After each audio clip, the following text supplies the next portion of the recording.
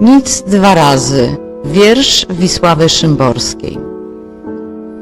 Nic dwa razy się nie zdarza i nie zdarzy. Z tej przyczyny zrodziliśmy się bez wprawy i pomrzemy bez rutyny.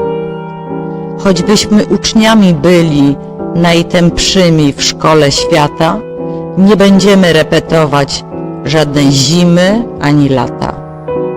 Żaden dzień się nie powtórzy, nie ma dwóch podobnych nocy, dwóch tych samych pocałunków, dwóch jednakich spojrzeń w oczy. Wczoraj, kiedy Twoje imię ktoś wymówił przy mnie głośno, tak mi było, jakby róża przez otwarte wpadła okno. Dziś, kiedy jesteśmy razem, odwróciłam twarz ku ścianie. Róża? Jak wygląda róża? Czy to kwiat, a może kamień? Czemu Ty się, zła godzino, z niepotrzebnym mieszasz lękiem?